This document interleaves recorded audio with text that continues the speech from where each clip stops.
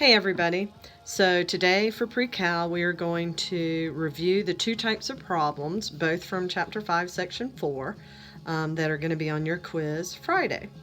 Alright, so the first type is where we're given the angle. So I've already written the formula up here, sine of x minus y.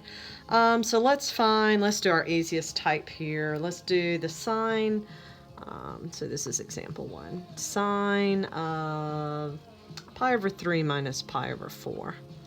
And it's the easiest type because both of these angles are in the first quadrant.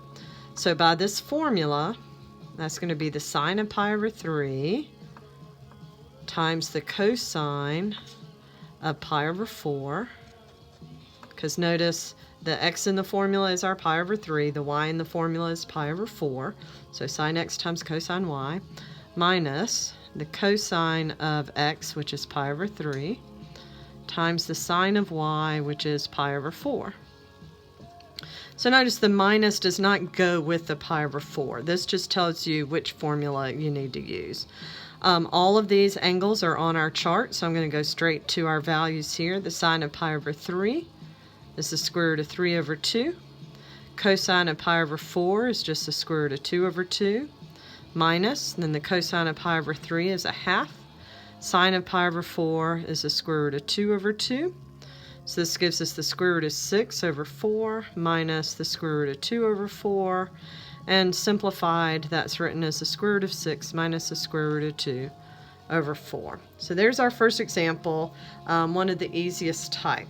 And notice you're going to see this type of answer a lot where you see the square root of 6 and the square root of 2 in the numerator over 4. They're not all going to have that answer, but a lot of them are. All right, so that was example 1, one of our easier examples. Let's do one more like this, where you're given the angle. But now let's see.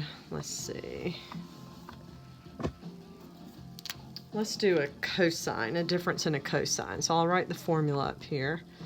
Cosine of x minus y is cosine x times cosine y. Remember, this is a very different formula than the formula for sine. And for cosine, it's plus, and now the sine of x times the sine of y.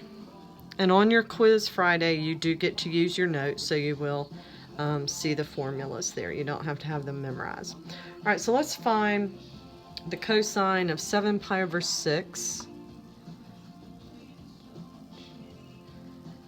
minus 3 pi over 4. So just plugging in the 7 pi over 6 for x and the 3 pi over 4 for y, that's going to give us the cosine of 7 pi over 6 times the cosine of 3 pi over 4 plus, and then the sine of 7 pi over 6 times the sine of 3 pi over 4.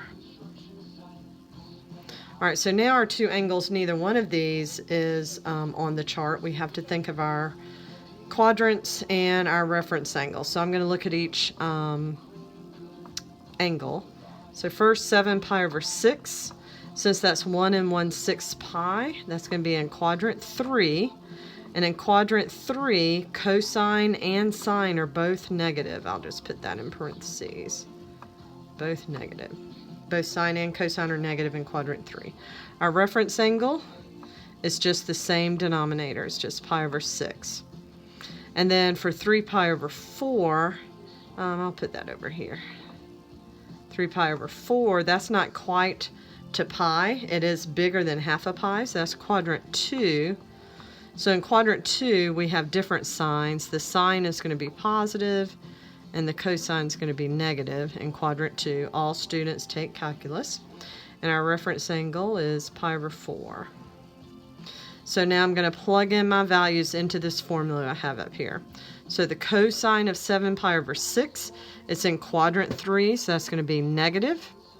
Our reference angle is pi over 6, so the cosine of pi over 6, that's going to be the square root of 3 over 2. Cosine of 3 pi over 4, 3 pi over 4 is in quadrant 2, so cosine is still negative.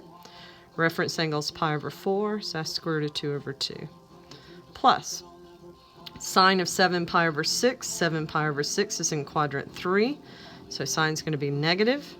Our reference angle is pi over 6, and the sine of pi over 6 is a half. And then the sine of 3 pi over 4, now we're in quadrant 2, the sine's going to be positive.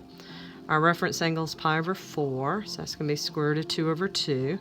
And look at this, we get these same numbers again. A negative times a negative, that's going to be a positive square root of 6 over 4. Positive times a negative times positive, that's going to be minus square root of 2 over 4. So that's the square root of 6 minus the square root of 2 all over 4. So that was the first type of problem we did in this section. We did those Monday. We did those on Monday. So that's those type of problems. That was example 2. I'll put 2 here that I'm just going to erase. All right. So now the next example is still using these sum and difference formulas, but we're using it with different information given. For both of these examples, we were given angles that went inside these parentheses. All right, so for our last example, and this is the type of problem we did Tuesday and Wednesday, I think.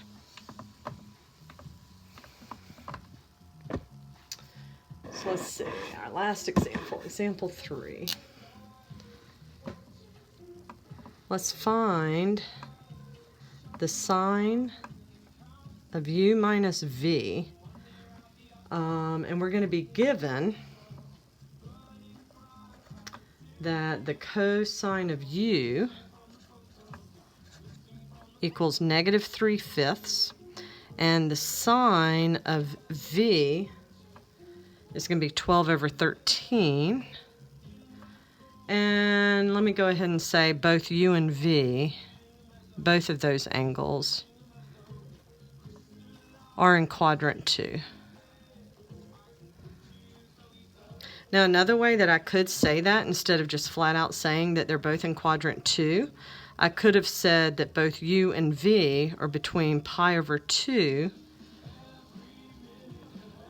and pi, because quadrant 2 goes from pi over 2 to pi. I'll put u and v here.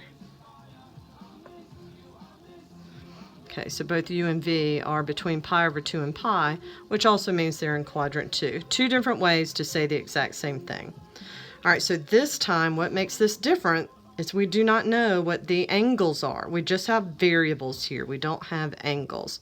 And we're never told anything about the angles. We're told about the cosine and the sine of the angles. So this is when, well, let me go ahead and write the formula. So the sine of u minus v, so we can see what all we need. The formula for that is the sine of the first angle times the cosine of the second. Now usually our formula is written with x's and y's, but they're just variables. You can use any letter. So in this particular problem, our variables that they're using is u and v. So it's the sine of the first one times the cosine of the second minus, and then the cosine of the first times the sine of the second. So we need 4 different values in order to find this. And they've given us 2 of them. They've given us the cosine of u, I'll just put a little star there, and they've given us the sine of v. Okay, so both of these values have been given.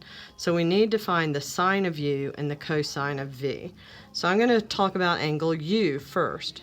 So I'm going to draw a right triangle, and again, this is just one of a few different ways to find our missing information. So I'm going to put angle u here. They tell us, let's see, that the cosine of u is negative 3 over 5. Cosine of u equals negative 3 over 5. So I'm going to label my right triangle accordingly. So cosine is adjacent over hypotenuse. Now remember, again, you never put negatives when you're writing the lengths of the triangle. That's going to come from knowing that your angles are in quadrant 2. So what the information that we're missing is the sine. Well, in this triangle, the sine would be opposite over hypotenuse. So we find our missing side using the Pythagorean theorem, or you may know that you always have a 3, 4, 5 triangle there. So now we can figure out that the sine of u is the opposite over the hypotenuse. Check your quadrant. We're in quadrant 2. In quadrant 2, sine is, in fact, positive. So the sine of u is 4/5. So that's going to be plugged into this formula in a minute. Then we need the cosine of v. We have the sine of v. So now I'm going to draw another triangle. to find our missing information. So now this little angle is going to represent angle V. And we're given that the sine of V is 12/13. So sine is opposite over adjacent. So our missing side this time is 5. And again, if you don't remember the 5, 12, 13 triangle, just use your Pythagorean theorem and you'll find that. So now we can determine that the cosine of V, by this triangle, the cosine is adjacent over hypotenuse, so we get 5/13. But, and this is what students will often miss, you now have got to remember that angle V is in quadrant 2, and in quadrant 2, cosine is negative. The negative is not going to come from your triangle. It comes from where it always comes from. We've got to remember our quadrant there. So now we know all 4 of our values that have to be substituted into our formula. So now the sine of u minus v is the sine of u, we found that to be 4/5, times the cosine of v, and we found that to be negative 5/13, minus, and then the cosine of u, which they told us was negative 3/5, times the sine of v, which is 12/13. So now multiplying, we get negative 20/65, minus times a negative, that's going to be plus 36/65, gives us an answer of 16/65. And that doesn't simplify, so that's our answer. So those are the types of problems that are going to be on your quiz Friday, which is tomorrow. So no homework for tonight. You did practice problems Wednesday night. So you'll have a quiz Friday. So the only homework for Thursday is to study for your quiz. I think that's all I had. Yeah. So very good. Study hard. Email me if you have questions, and maybe I can help you answer some, and hopefully these videos are helping you out. See you later. Bye.